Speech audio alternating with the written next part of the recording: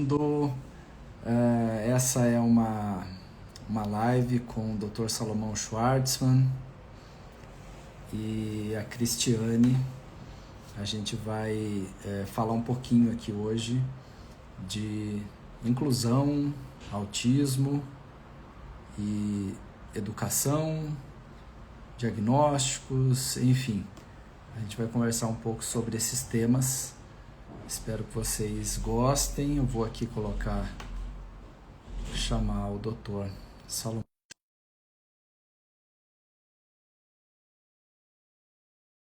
Para a Cristiane.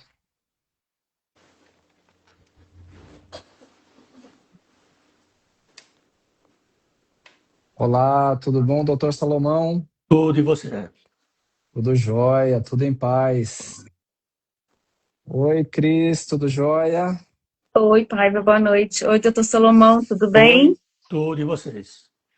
Estão todos ouvindo? Parece que hoje deu certo, né? Ai, que Hoje deu bom, né? certo, 100% certo. Que bom. Maravilha! Cris, a live é sua.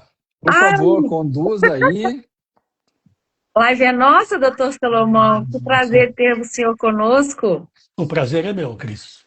Ai, que bom, os nossos convidados, os nossos amigos estão juntos. Mais uma vez peço desculpa pelo transtorno da semana passada, né? E acontece, né? A tecnologia faz bem e mal, né? É isso aí. Isso é um dos motivos do nosso assunto de hoje também, a nossa tecnologia. Então, o motivo desse encontro que eu propus foi para falar de educação e saúde, né? E aí eu vou um pouquinho lá na pandemia, sabe? Que eu acho que trouxe e ainda traz um pouco de resultado, de resquícios para agora, porque nossas crianças, que hoje ainda são nossos adolescentes, estão colhendo um pouco desses frutos, né, que foram guardados, né, todos nós sofremos e aprendemos muito, é o que eu tenho a dizer. Não sei se eu estou correta, né, porque eu acho que nós ainda vamos ter alguns estudos em cima disso, não estamos totalmente certos, mas o que eu percebo na educação é que as crianças, em alguns momentos eu vou citar crianças, mas não são 100% crianças, sabe, doutor Flamengo? Mas o que eu observei foi que eles sofreram e ainda trazem isso para a sala de aula, né? Então, não necessariamente alguns coincidem, mas o que que acontece? Eles não só conseguiram se desenvolver. E isso afetou na educação, né, propriamente dita em sala de aula. E aí acabou que pessoas despreparadas passaram a trazer laudos para essas pessoas, essas crianças. E isso é o que me preocupa hoje, sabe? Por quê? Porque essa questão que passou a ser motora e cognitiva pelo fato de não ter sido desenvolvida naquela época, estão trazendo consequências até hoje. Porque naquela época eu cheguei a fazer algumas lives e aí eu falei assim, gente, o problema não está só hoje. Nós ainda vamos colher essas consequências. E é o que eu tenho visto. Por quê? A criança, para ela aprender a escrever, aprender a ler, ela precisa de quê? Trabalhar o tônus, trabalhar a criatividade. Isso tudo foi o que aconteceu. Ela foi guardada, né? E aí, o que acontece? Ela não conseguiu trabalhar. Hoje, se dá para a criança um lápis e um papel, ela olha e fala, o que eu vou fazer com isso? O que eu vou fazer com uma caixa de papelão?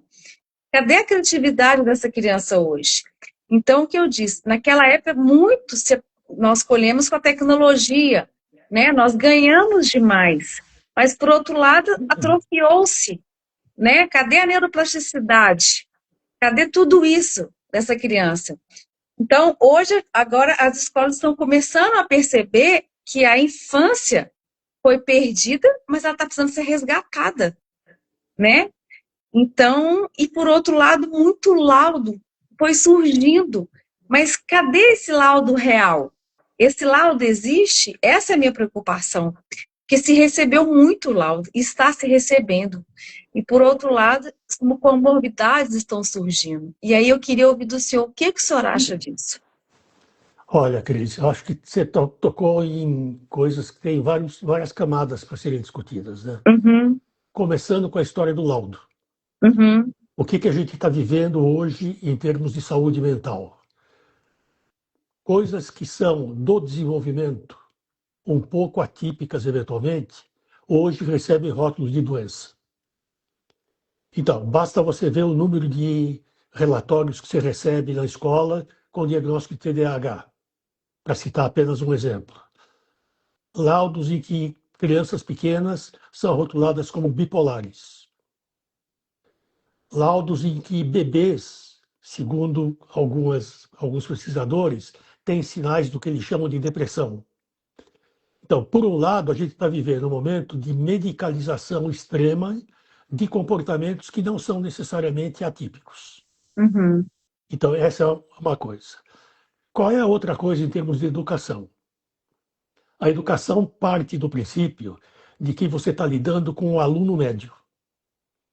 Quem é o aluno médio? É aquele que com 6, 7 anos está alfabetizado, que com 7 para 8 está muito bem em matemática, etc. O que falar daquelas crianças que são normais, imaturas para o aprendizado de determinadas habilidades, mas que não têm patologia e recebem rótulos de disléxicos, disgráficos, descalcúlicos, etc. Por outro lado, se você for discutir isso do ponto de vista da tecnologia, o que eu vivi no consultório logo após o término da epidemia? Um monte de bebês, com sinais muito sugestivos de autismo. Não faziam contato visual, não atendiam pelo nome, não respondiam quando chamado, não tinham muitos interesses, alguns tinham até umas estereotipias. O que a gente pensou naquele momento? Essa criança que está com, digamos, 3, 4 anos, passou a época talvez mais importante do ponto de vista de estabelecer sinapses sociais, longe da sociedade, com pais presentes, mas muito envolvidos com o trabalho. Essas crianças eram colocadas à frente de uma televisão 12 horas por dia, porque é o que se podia fazer. Este momento, quer dizer, do 1 aos 3 anos de idade, é fundamental para você estabelecer sinapses, porque assim, o sistema nervoso nasce pronto para o uso. O que não é usado, desaparece. O que é usado é reforçado. Então, várias dessas crianças não puderam fazer com que certas sinapses fossem funcionais. E a pergunta é, e o que acontece depois? Então, a gente está vivendo agora essa geração. Então, o que eu posso te dizer? Várias dessas crianças que pareciam autistas não são, porque evoluíram rapidamente com algumas medidas sociais, psicossociais. Outras são autistas. E a pergunta que fica é, não tivessem passado pela experiência da pandemia, o autismo teria se manifestado? Ou uhum, não? Porque você tem que imaginar que o autismo é multifatorial, né? Ele depende de condições inatas, geneticamente determinadas e ambiente. Quando uhum, você tem um ambiente extremamente nefasto, por melhor que seja o teu DNA, você não consegue atualizar potenciais que estão lá presentes. Por outro lado, em adolescente, isso já é velho. Uma pesquisadora inglesa esteve aqui no Brasil há vários anos, mostrando que adolescentes que ficam por mais de 4, 5 horas por dia na frente de uma tela começam a ter comportamentos muito parecidos com o do autista. Se isolam, não fazem contato visual, não demonstram interesse em socializar, e se você não tomar cuidado, esses caras recebem o diagnóstico de autistas. E outra coisa que você tem que levar em conta, né? Coisas que não foram atualizadas para resgatar depois é muito complicado, porque você passou por períodos críticos. Então agora você tem uma legião de jovens que tiveram uma função cerebral disfuncional e que tem agora como sequela, vamos chamar assim, as dificuldades que você eventualmente percebe na socialização, na escola, etc. Uhum. Por outro lado, você não pode demonizar a tecnologia. Quer dizer, eu não poderia exercer minha profissão hoje sem tecnologia. O dia que no consultório a nuvem não funciona, eu não funciono. Lamentavelmente. Se a nuvem explodir, eu perco mais de 20 mil prontuários médicos que eu tenho. Eu não tenho mais uma reserva adequada para isso. Até a gente está tentando fazer uma reserva mais ou menos protegida. E outra coisa, né, que vale a pena lembrar, quando você começa a usar a tecnologia, eu vou citar o exemplo do Waze. Uhum. No tempo que não existia o Waze, tá? Não é nem da época de vocês, a gente tinha o quê? O Um mapa. maço desse tamanho, que era um catálogo de mapa, que você abria e procurava o mapa para poder encontrar um determinado lugar. Apareceu o Waze, que é a minha salvação, porque eu não tenho memória para trajeto. Mas à medida que eu uso o Waze, as partes cerebrais que têm a ver com essa inteligência espacial, elas deixam de funcionar. E, eventualmente, passam a funcionar com outra função. Outro exemplo claro. Para que eu vou decorar a tabuada hoje se eu faço conta exclusivamente usando máquina de calcular ou computador? Eu vou tornando cada vez menos importante para o meu cérebro decorar esse monte de coisas. Então você acaba substituindo, terceirizando funções cerebrais. E isso tem um preço a pagar. Se eu tivesse em Waze hoje aqui em Campinas, eu não saio da minha casa. Tá? Eu queria ouvir um pouquinho a opinião do Paiva, né? Uhum. Que é um cara que está muito envolvido com essas coisas há muito tempo também, né? Doutor Salomão, acho que o senhor foi muito preciso aí ao traçar esse panorama todo, né? E a gente realmente está muito dependente de tecnologia. Eu falou que eu não sou do tempo, mas eu sou do tempo do Guia São Paulo, aquele guia Então, enorme que a gente pegava o mapa na página 78 e continuava na 215, né? É isso aí. Eu sou desse tempo e eu sou péssimo de caminhos. Essa não é uma habilidade que eu sou bom. Então eu dei graças a Deus quando surgiu aqueles GPSzinho que não era online ainda, né? Que só tinha o caminho. Já para mim já foi muito bom. Mas eu percebi muitas crianças, principalmente na época da pandemia, com sinais autísticos e não necessariamente sendo autistas, né? E que por via das dúvidas se trata, Claro. né? E aí, em poucas terapias, você já vê uma melhora enorme e você vê que não era autismo, né? Porque a gente tem que deixar, acho que, muito claro que autista nasce autista. Claro. Não se torna autista, né? Então aconteceu esse fenômeno mesmo, né? Desses comportamentos autísticos. Mas eu vejo hoje a tecnologia afetando muito todos nós, né? Eu acho que todo mundo já tem uma atenção afetada, diferente da atenção que se tinha 20 anos atrás, né? Hoje em dia, quando você vai pensar num curso online, alguma coisa assim, você já pensa que tem que ser um vídeo mais curto, né? Ninguém ainda tem muita paciência, né? E a gente não consegue manter o engajamento e a atenção por muito tempo. Então é algo que está transformando o nosso cérebro, né? Fatalmente. A gente vai ganhando outras habilidades, né? Vai asfaltando outros caminhos aí dos neurônios, mas alguns se perdem, né? E eu tenho visto, realmente, a minha percepção é a mesma que a sua, né? Que a gente tem visto essa mudança mesmo, essa transformação no mundo e que imagino que isso afeta a educação diretamente. Claro. Né? Você tem que fazer materiais cada vez mais atraentes, né, para crianças e adolescentes, porque essa atenção hoje é disputada, com telas cada vez mais cedo, o pessoal com celular, né, crianças às vezes com celular, o que é terrível, mas eu acho que é um caminho sem volta, né? A gente tem que pensar o que fazer agora com isso, porque interromper isso é impossível. Por isso que ela tem que ser bem específica e bem utilizada, né? Exato. Mas aí surge a geração Z, que é o que nós estamos lidando o tempo todo agora.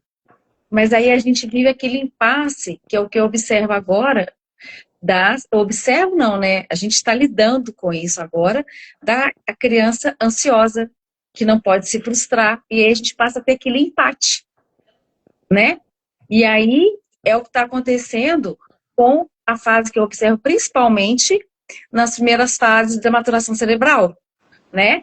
A criança que não aceita o não, eu vejo muito isso no primeiro momento dos 3 anos e depois na pré-adolescência, principalmente nesses 2 momentos. Eles não aceitam o não e não aceitam a frustração. Não Cris, foram treinados para se frustrar, né? não, e aí eu acho que é outra coisa, né?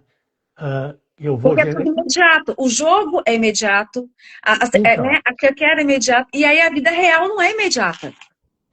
mas aí tem um outro aspecto que a gente não pode esquecer, sem querer penalizar as famílias, estamos educando mal as crianças. Exatamente, é onde eu Porque, queria assim, chegar. a geração anterior à minha e a minha pecou demais com relação aos filhos.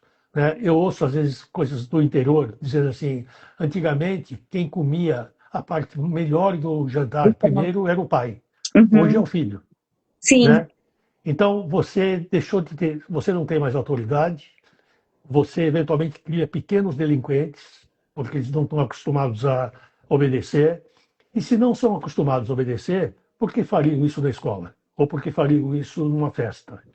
Uma vez que é um comportamento aprendido, que é desse jeito uhum. que se ganham as coisas, é se negando a obedecer, é enfrentando o professor. Então a gente tem múltiplas camadas dessa coisa, né? Tem a tecnologia, tem um outro problema, né, Cris? Ou a escola se torna digital, enquanto ela continuar analógica, não vai dar certo, Sim. porque você está lidando com um cérebro que não é mais analógico. E os processos de ensino, com muita frequência, ainda são. Pois é, mas é nesse ponto que eu queria chegar, doutor Salomão. O cérebro dessa nova geração, ele é imediatista.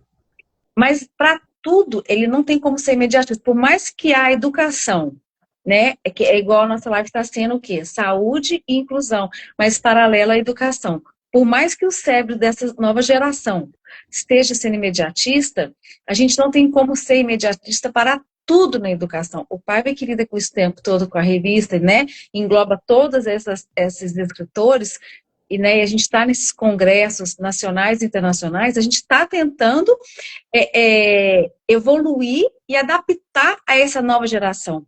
Mas essa nova geração quer o todo para ontem. E a gente não consegue fazer a educação ser instantânea, porque a gente precisa mostrar para a criança que é uma execução de raciocínio, é uma execução neurológica. E eles não têm essa paciência para o aprender. É Pois isso que eu é, Cris, mas a escola ainda. está Algum, engatinhando para isso, né? não é. Algumas escolas ainda têm um pensamento que, para mim, deveria ser ultrapassado. Né? Você vê Uhum. crianças sendo penalizadas porque não querem fazer escrita não de bastão. Ela quer Sim, escrever de bastão. A escola uhum. exige que seja manuscrito. A É isso que eu pergunta é: que concordo. diferença faz? Isso eu Quer dizer, concordo. se a escola está interessada no conteúdo, que diabos tem uma criança que se expressa muito bem com letra bastão? Sim, eu Não vejo, concordo. não tem Também problema concordo nenhum. com o senhor. Eu E acho que você, as coisas não são a ferro e fogo. pois é, e você tem coisas que a gente já poderia mudar, porque assim, ou você muda o aluno, ou você muda a escola. Porque esse casamento hoje, em algumas É. circunstâncias, não está dando certo.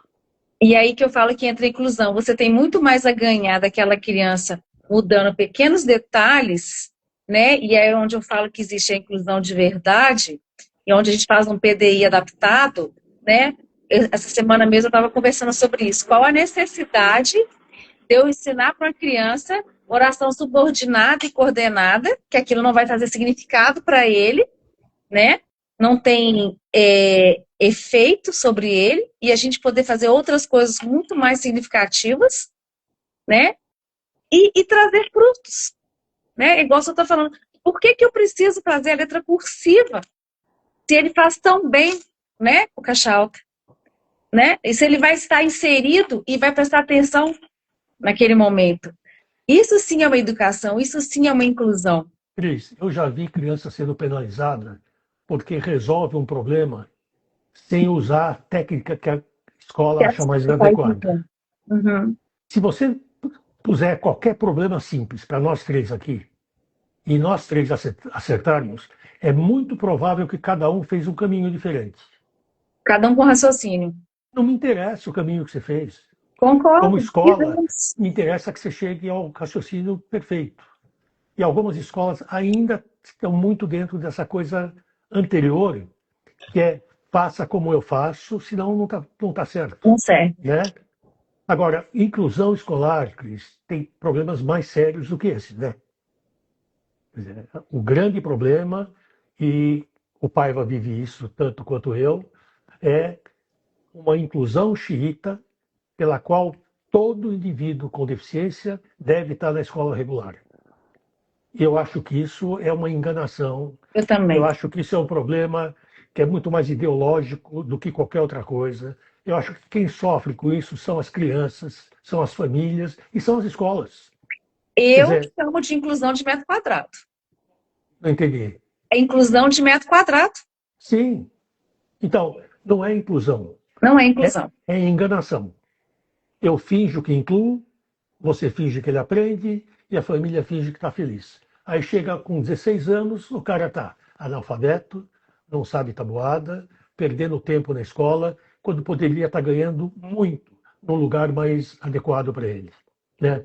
Então, se a gente não puder olhar para a inclusão como sendo que aquela pessoa esteja num local mais apropriado para ele, não aquilo que uma lei determina ou que uma ideologia determina, que é o que a gente está vivendo hoje, né? Uhum. Então, e cria-se um mito, né, de que a escola é obrigada a atender qualquer paciente, qualquer criança. Uhum. Não é verdade. Eu acho que uma escola honesta pode muito bem virar para o pai e vai falar assim, olha, o seu filho é ótimo, mas ele não é uma criança que vai ganhar na minha escola. Se você quiser, eu posso até pôr aqui, mas ele não vai ganhar tanto quanto num lugar mais adequado. Uhum. Então, eu acho que é uma coisa aparentemente simples, mas quando você fala isso em público, vem pedrada de todo lado. Sim. Então, assim, você é contra a inclusão, você é o sujeito que quer botar esse pessoal num gueto à parte, isolado dos demais. Não é nada disso. A gente quer que essa pessoa esteja no local mais adequado para ele do ponto de vista pedagógico, que é para isso que serve a escola, né? Uhum. É para ensinar.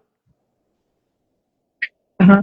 Ô, doutor Salomão, o que o senhor acha da comunicação alternativa nessas adaptações para criança Acho ativa? maravilhoso. Acho maravilhoso.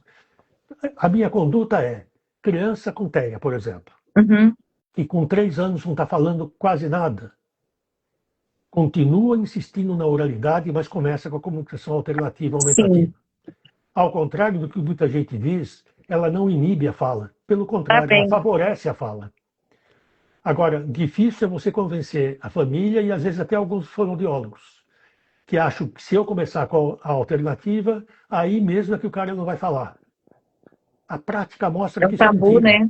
Claro, é mentira isso. Eu Causa sou a coisa prova também. disso, viu, doutor Salomão? O Giovanni não falava, né? Ele foi falar só aos 4 anos de idade. E aí eu conheci o PECS, né? Que é aquele sistema É. por troca de Troca. figuras, né? Picture Exchange Communication System.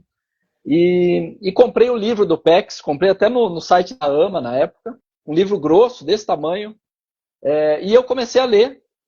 E, sei lá, li uns 4, 5 capítulos, peguei a ideia e falei assim, ó, já vou começar a fazer e continuo lendo. É. Né? E aí eu fiz 32 cartões para o Giovanni, das coisas que ele mais gostava, que ele mais usava.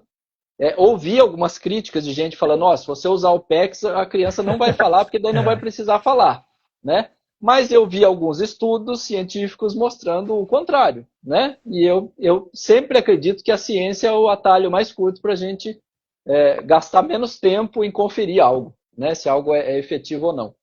E aí comecei, né? Fiz 32 cartões, comecei a usar. O Giovanni sempre foi muito visual, então isso ajudou muito, né? Contribuiu demais. Fiz o treino com ele e ele começou em 2 dias, já estava usando o PECS, usando bastante. Tem até uma situação interessante que minha mãe foi ficar com ele, eu tinha um compromisso, e eu não falei do PECS para minha mãe não fazia ideia do que era aquilo, e o Giovanni foi lá, escalou a minha mãe para ir no colo dela, né? Porque ele usava muitas pessoas como ferramenta ali, né? Escalou, foi no colo dela, fez ela ir até a cozinha e em cima da geladeira ficava uma caixinha de disquete.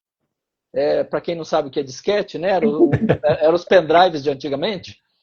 Uma caixinha de disquete que lá dentro estavam os cartõezinhos que cabia direitinho.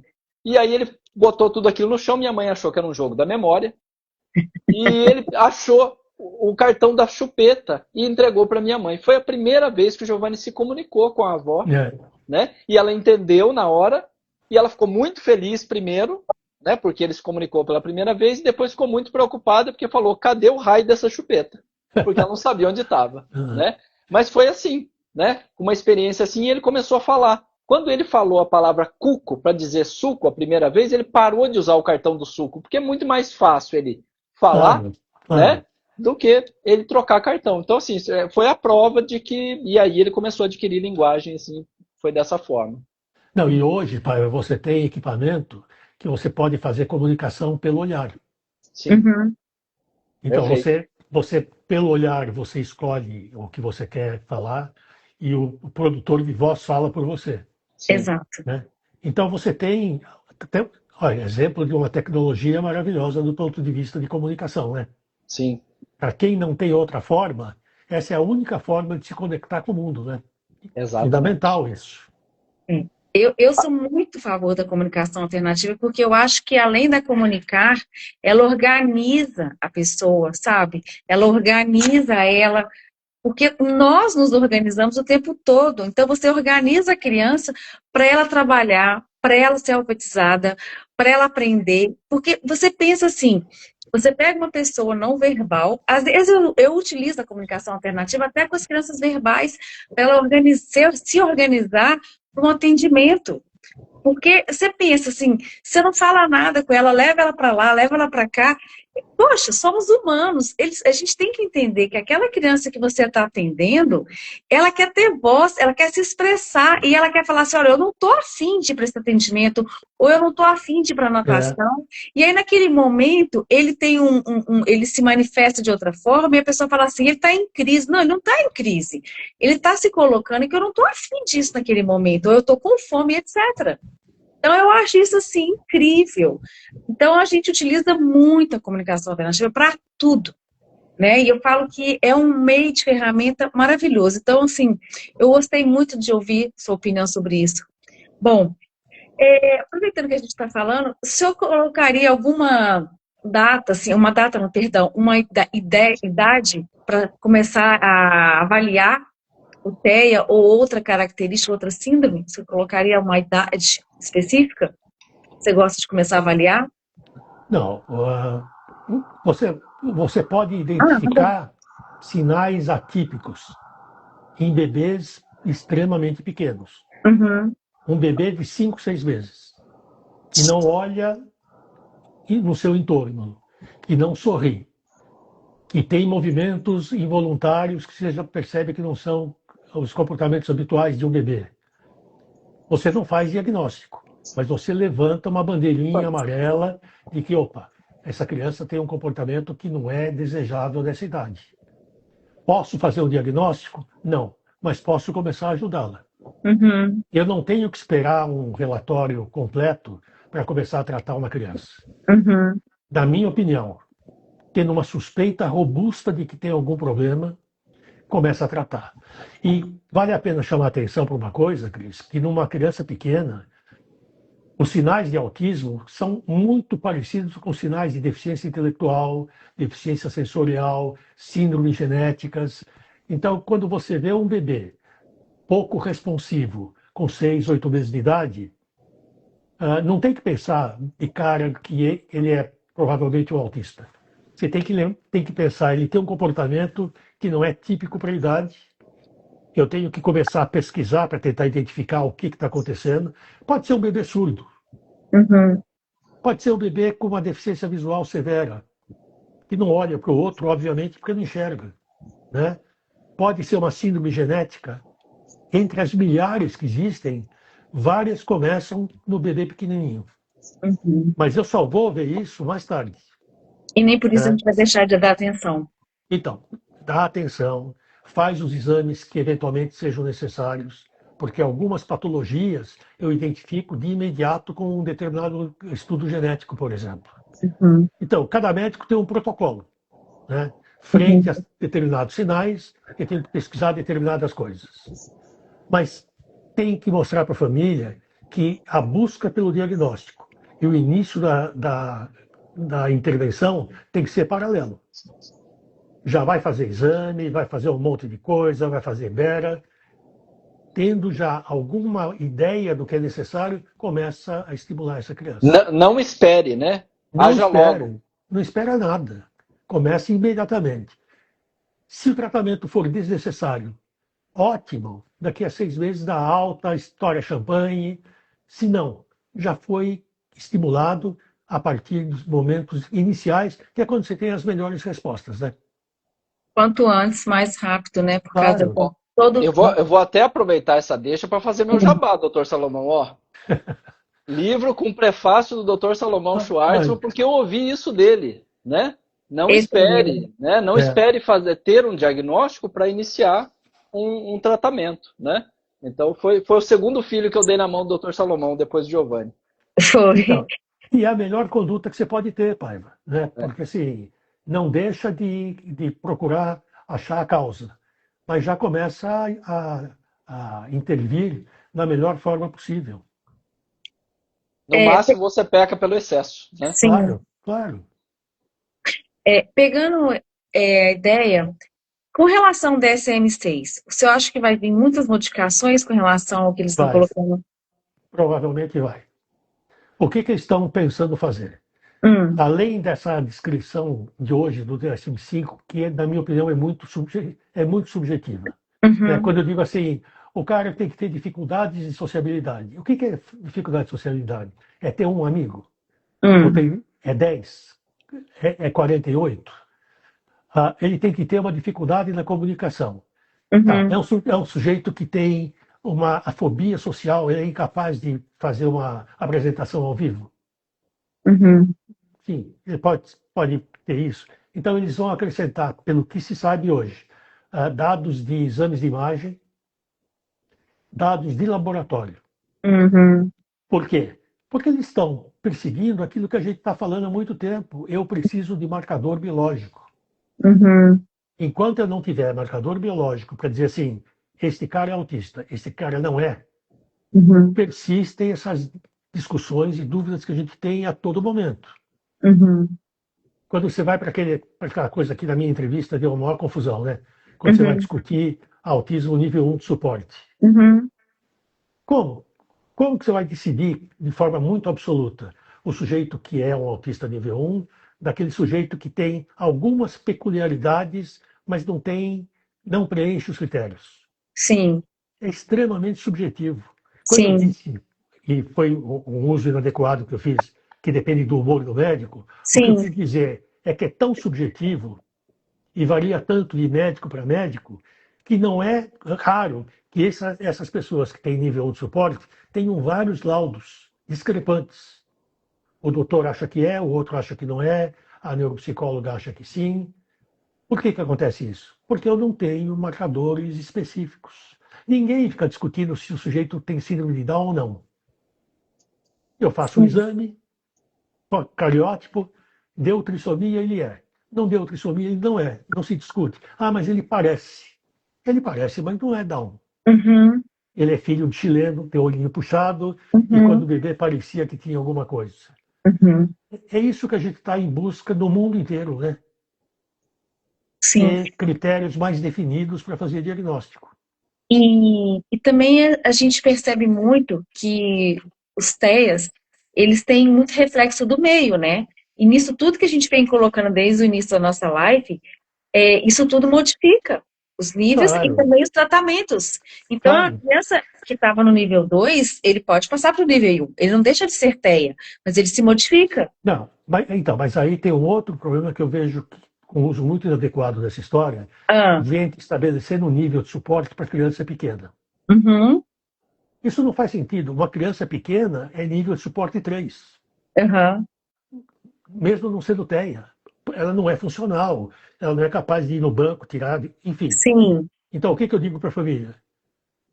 Quando eu posso, tem sinais de prognóstico favorável ou não tem? E quando que a gente vai saber o nível de suporte? Com 4, 5, 6 anos. Né? E também isso não impede que você tenha um tratamento adequado. Uhum. A família vai ficar ansiosa, sinto muito, mas não é justo você falar numa criança de 3 anos que é nível 1 de suporte. Imagine, não faz o menor sentido isso. Sim, claro. E também colocar todos os tipos de comorbidades, eu também acho isso inadequado. Não, eu acho que se todo. Assim, autismo isolado não é a regra. Uhum. Se você for ver, para citar exemplos, 30% dos autistas, em alguma época da sua vida, vai começar a ter epilepsia. 20 a 40% tem deficiência intelectual de algum nível. Mais de 5% tem alguma doença genética hereditária. Uhum. Por exemplo, crianças com síndrome de Down têm uma probabilidade muito maior do que crianças que não têm síndrome de Down de terem TEA. Pois é, se eu até dar licença, já que você está colocando, porque me fizeram essa pergunta. Aqui nós temos uma equipe não, quase que uma vila de Down aqui em Belo Horizonte. E eles fizeram essa pergunta, já que você está colocando, como é que são as comorbidades do Down em relação ao autismo. E isso eu identifico muito nos que eu atendo. Aí, já que Então, você está colocando, mas, Cris, não é difícil. Por que se sim, torna pouco eu frequente? particularmente nunca peguei um Down. Ele sempre tem uma comorbidade. Então, mas se você pegar a comorbidade com autismo, 10% das crianças com Down têm aqueles testes de screening positivo. Sim.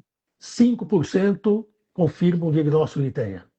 Uhum. A maioria não é identificada, porque tudo que a criança tem se atribui à síndrome de Down. Porque é mais Uhum. importante, né? Ele não fala porque ele é Down. Ele tem estereotipia porque ele é Down. E não. E se você não identifica, você trata metade do problema dele, né? Uhum. Você não trata O a todo. sua integridade total, né? Uhum. Sim. Paula, nós vamos falar dos adultos daqui a pouquinho, vou dar sequência. O meu telefone está com 15% de bateria. Ai, não fala isso não.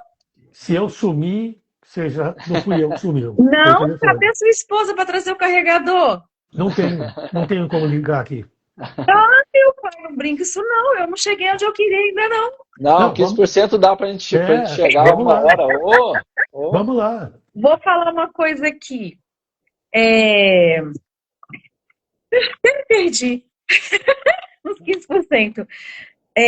Uma coisa que eu observo, que eu ia falar, duas coisas.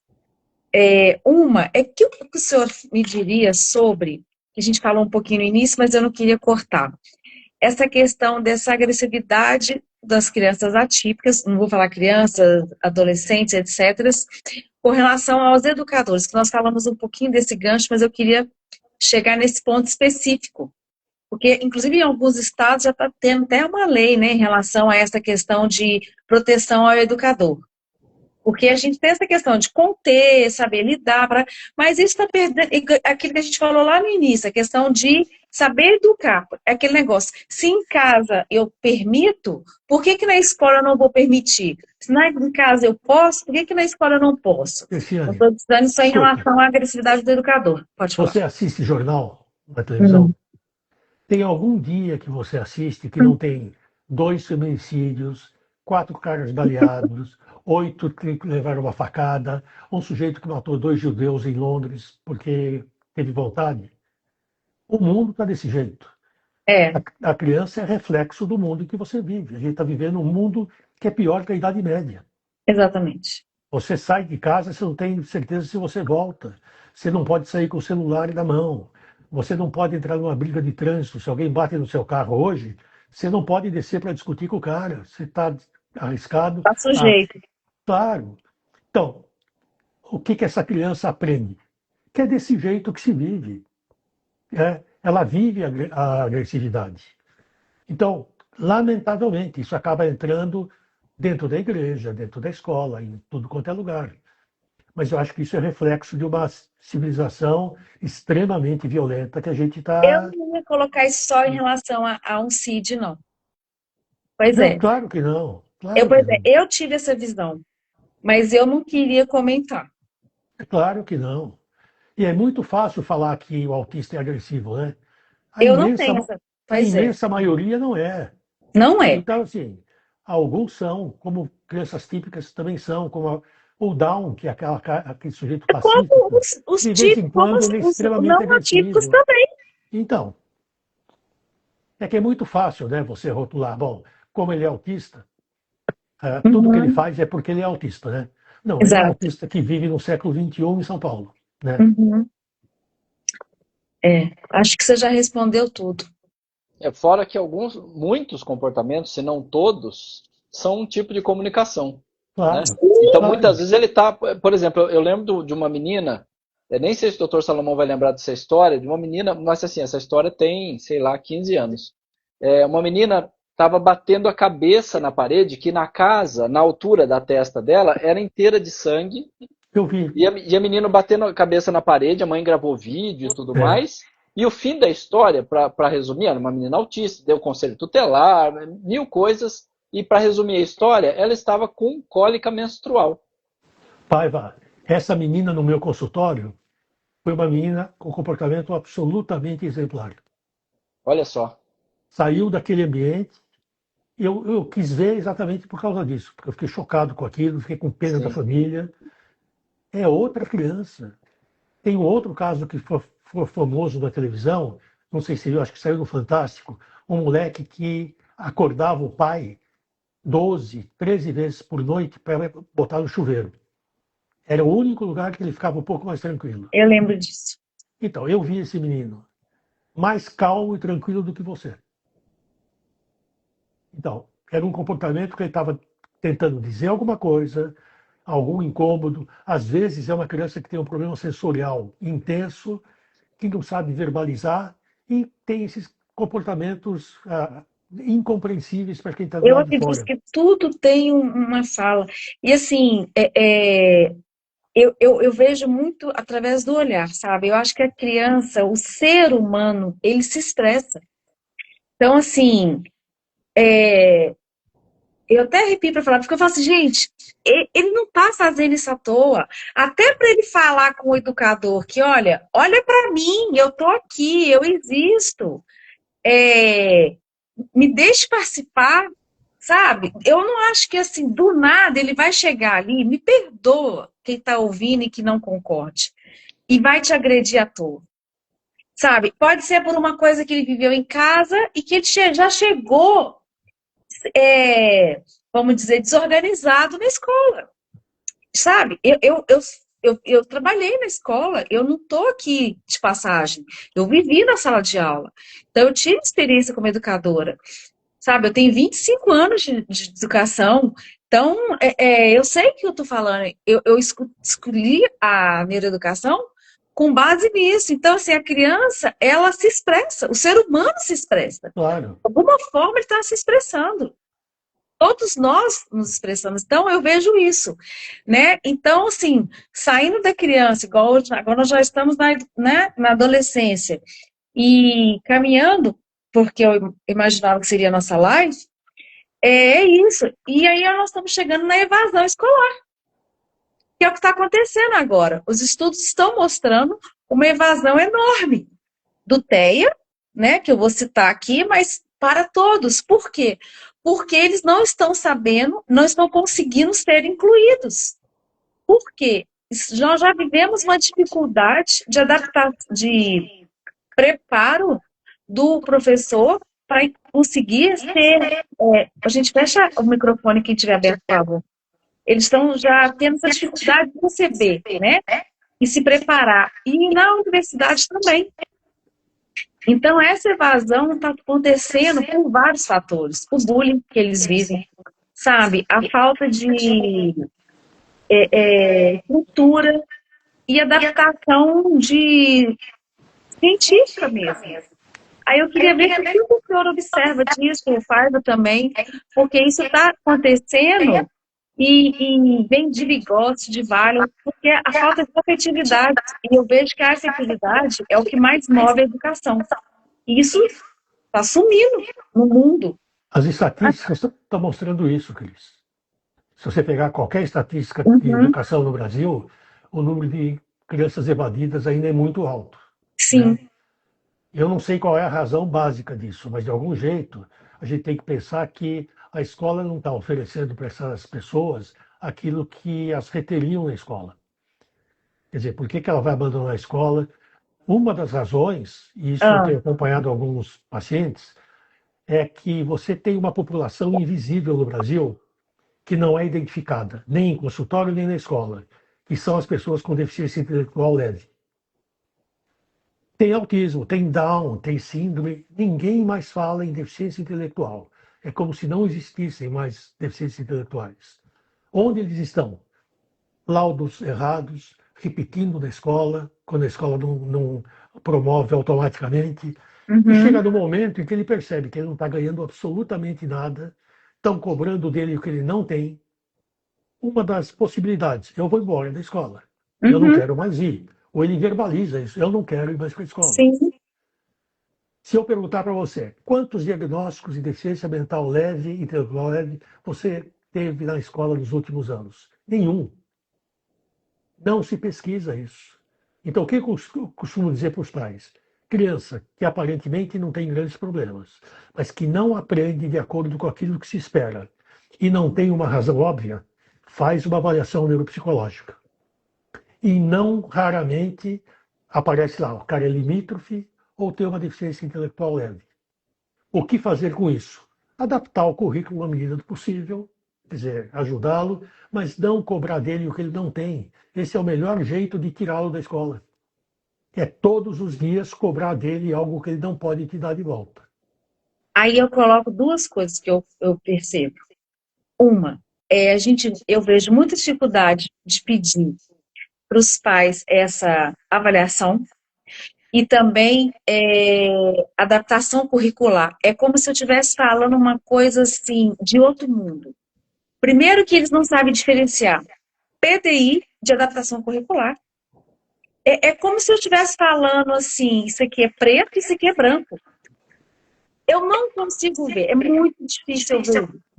Porque fazer o PDI, você tem que conhecer o seu aluno. Eles não conhecem o aluno para fazer um PDI. E depois fazer uma adaptação curricular. O que diria isso numa universidade? Eu vejo isso assim, que eu faço consultoria. Então, eu falo assim, gente, é você conhecer o seu aluno, é você pegar e imprimir esse papel, em vez de ser branco, numa cor mais escura, o papel, só isso. Ô, Cris, o sistema educacional brasileiro está um caos. Tá. O exemplo mais claro que eu posso te dar, até pouco tempo atrás, eu trabalhava numa universidade em São Paulo.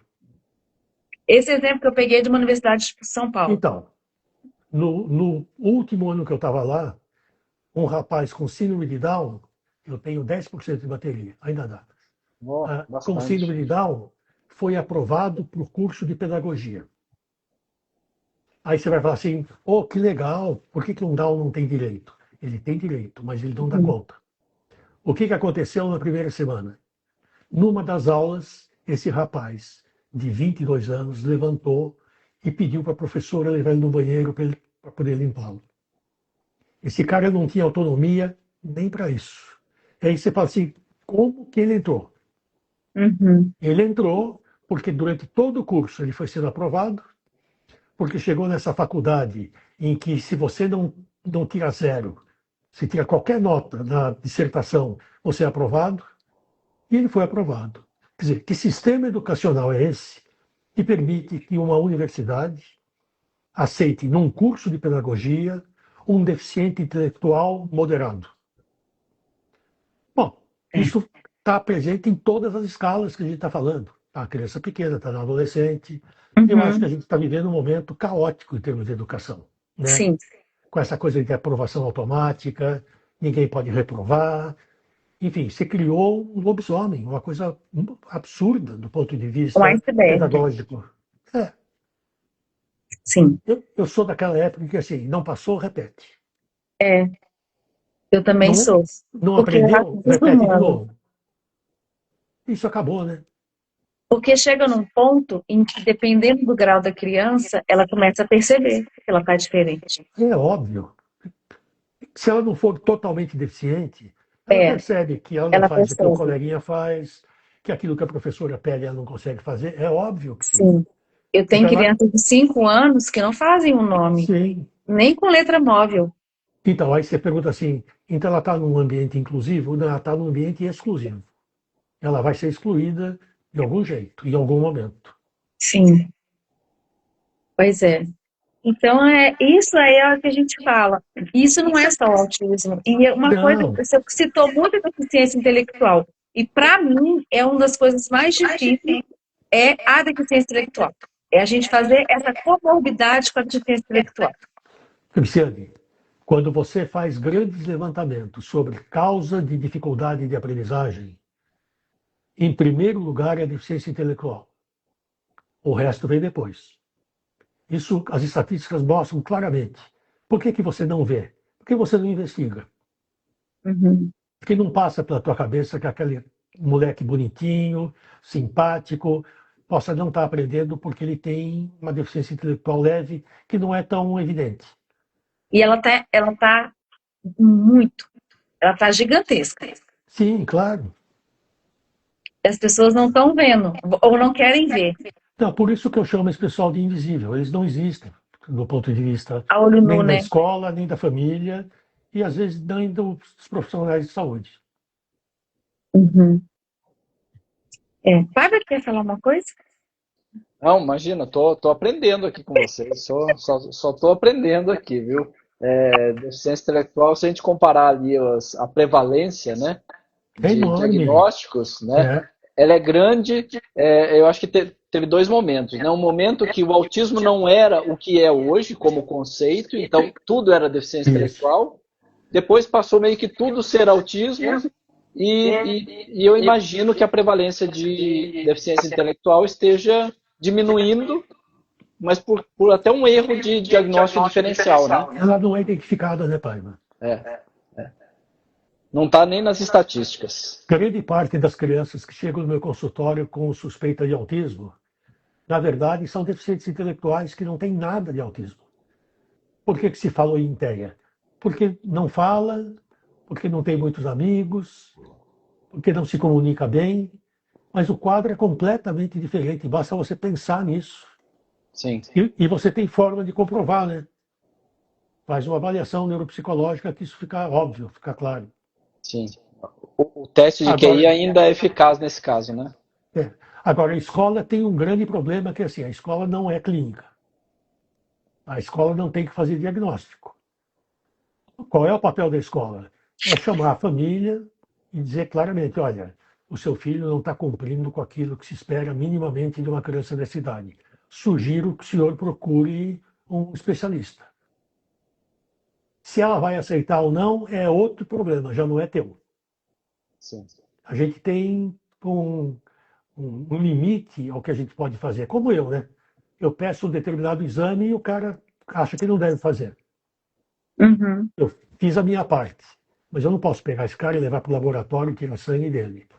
Então a escola muitas vezes erra porque chega a falar para a família: olha, eu acho que ele tem sinais de autismo, eu acho que ele é disléxico, eu acho que ele é TDAH, eu acho que isso é criminoso. A escola não Uhum. tem o direito de fazer isso.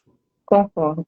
Pois é, falando da escola, o senhor tem alguma sugestão de como que a gente pode melhorar essa inclusão na Não, escola? Fiz uma pergunta boa. não. Por exemplo, nós temos 3 crianças atípicas lá, por exemplo, um TEA, um DAO, vamos nem falar das comorbidades. E numa sala de 30 meninos, como é que a gente faz? Já está errado. Como é que você vai ensinar uma criança com TEA, a não ser aquele TEA nível 1, super esperto, que antigamente a gente chamava de Asperger, Uhum, mas um outro de nível 2 para baixo? Como que você quer que esse cara fique bem numa sala com 30 alunos? Com uma professora que está falando alto, com uma janela que dá para o pátio, com o telefone exatamente. da diretoria que toca toda hora. Exatamente. Impossível. A escola já não está inclusiva. Já do ponto de vista físico está errado. Ela Isso. não tem tratamento acústico. Essa criança, enfim, ele deveria estar no local, ou no local mais apropriado, ou a escola que se diz inclusiva tem que fazer tudo isso. Eu falo ainda mais, às vezes eles falam assim, essa criança é imperativa. Aí eu falo, ela é imperativa? Você já olhou os pés dela que estão balançando assim, que não estão nem apoiados no chão? Escuta, Uma coisa simples, foi. se eu tiver um filho menino Hum. que com 4 anos não seja hiperativo, eu levo ele no médico. Energia. Quer dizer, você quer que uma criança que joga videogame, corre o dia inteiro, chega na escola, senta, fica parado 45 minutos aprendendo matemática. Você acha que é lógico exigir isso dele? Ele não tem essa condição. Exato. Então, o que a gente usa, pelo menos no consultório, né? Não interessa se fala assim, ele é muito agitado, ele é muito hiperativo. A minha pergunta é, como é que está a funcionalidade dele? Como é que estão as notas? A semana passada eu vi um menino assim, notas entre 9 e 7, considerado TDAH, pedindo que ele que ele use remédio. Para quê? Que dó. Para quê? Quer dizer, o cara é agitadinho? É. Dá conta de tudo que se pede? Sim. Por definição, não é um quadro patológico. Onde que tem mais criança hiperativa? Naquela classe onde a professora tem 56 anos, está de saco cheio do ensino, ou naquela que é uma professora recém-contratada com 22 anos? Ótimo. É da classe do velho. Quem são os pais que têm mais filho hiperativo? São os jovens de 18 a 25 anos ou são pais velhos como eu que teve um filho com 58? Na minha família, óbvio. Ele não é hiperativo, eu é que não consigo acompanhar mais essa criança. E aí, muitos médicos vão atrás dessa história, medicam essa criança, ou fazem inclusive um relatório dizendo que ele é TDAH. Quer dizer, confundem alguns sinais com preencher os critérios diagnósticos por completo para dar um diagnóstico de qualquer coisa. Né? Claro. Se você pegar um só sinal, não escapa de um diagnóstico. Sim. Ninguém. Sim. Eu gostei muito quando o senhor falou no Roda Viva, falou assim, o pai vai ter hiperfoco? É óbvio que o pai vai ter hiperfoco. Então, agora, isso faz dele autista? Não. Tem que ter muito mais coisa do que isso. Eu, de vez em quando, à noite, quando eu vou dormir, eu volto para a cozinha, porque eu tenho a impressão que eu deixei a geladeira aberta. Isso acontece, eventualmente, então eu tenho toque. Tenho que tomar remédio porque eu tenho toque, porque isso não atrapalha nem a minha funcionalidade, nem a minha geladeira. Então, assim, é um jeito esquisito? Sim, mas só, né? Acho. Não tenho certeza, eu acho. Olha, eu queria agradecer demais esse momento, essa honra, essa aprendizagem. Vou agradecer antes que a bateria do Dr. Salomão termine. Né, o aparelho ou do celular? Não, a do celular, perdão, a do Dr. Salomão não termina. Eu ainda estou com 4%. Quando eu crescer, eu quero ser igual a ele. Muito obrigada. Imagine, foi um prazer estar com você, com o Paiva. Imagine. Nossa, a gente deixar, se ele tivesse mais um pouco de bateria no celular, eu ficava mais tempo. É amigo de longas datas, né? Nos conhecemos há muitos anos, né, Paiva? Em 2009, para ser mais exato. Quem sabe a gente consegue convidar ele, né, Paiva? Para um momento mais próximo. Isso aí. Se alguém tiver uma pergunta e tiver algum tempo, uma pessoa perguntou sobre o período das podas neurais, não sei se a gente pode responder. Não entendi, fala de novo. Qual é o tempo das podas neurais? Fizeram essa pergunta. Poda neural, as pessoas confundem muito. Eu já ouvi muita gente dizendo assim, Joãozinho vinha vindo muito bem, aí ele teve uma poda neural e ficou autista. O correto é, o Joãozinho vinha muito bem, ele não fez a poda neural que precisava e ficou autista. Então, poda neural é um fenômeno que acontece a vida inteira. Eu, aos 88, estou fazendo sinapse e matando sinapse a todo momento, dependendo do uso que eu faço. Mas o período mais intenso disso é por volta de 1 ano e meio, 2 anos, 3 anos. E, coincidentemente, é o período de vida em que mais frequentemente acontece o que a gente chama de autismo regressivo. É uma criança que vem muito bem, obrigado, sem nenhum problema, com 1 ano e meio, 2 anos e meio, começa a perder habilidades e o autismo fica aparente. Por quê? Ele não podou quanto precisava. No cérebro, ter a mais é tão ruim quanto ter a menos. Então, tem muita gente que acha que poda neural é uma coisa patológica. Não, é obrigatório. Sem isso, todos nós seríamos deficientes. Uhum. Mais alguém? Sim. Mais alguém fez alguma pergunta que a gente não pôde responder? Temos um minutinho aí. Essa eu tinha visto. Teve uma pessoa que fez uma pergunta que falou que começaram a usar muitos jogos de tabuleiro na escola. Essa eu vi da Rita. Obrigada, Maria. Pai, você quer falar mais alguma coisa? Não, quero só agradecer aí pela sua iniciativa de fazer o convite para essa live. Eu acho que foi um papo muito enriquecedor para esclarecer alguns pontos, falar de coisas novas, enfim, eu adorei. Foi muito bom também, gostei muito. Obrigada, doutor Salomão, por ter aceito o convite. Okay. Tá? Então vamos finalizar, né, Paiva? Isso aí, vamos encerrar. Vai ficar gravado aqui no perfil da revista, também o da Cristiane, vou mandar o vídeo para ela. Obrigado para todo mundo que acompanhou a gente até aqui. A gente chegou a ter quase 60 pessoas aí ao mesmo tempo, né? A gente sabe que na vida corrida um sai, um entra, enfim. Mas quero agradecer a audiência e todo mundo ter ficado até aqui. Obrigado, gente. Fala então para a gente tirar uma foto aí, Paiva. Vamos lá. Doutor Salomão, muito obrigada, uma boa noite, agradeço a sua esposa. Gente, uma boa noite. Boa noite, gente. Tchau, tchau. Até mais. Até a próxima, se Deus quiser. Até a próxima. Tchau, tchau.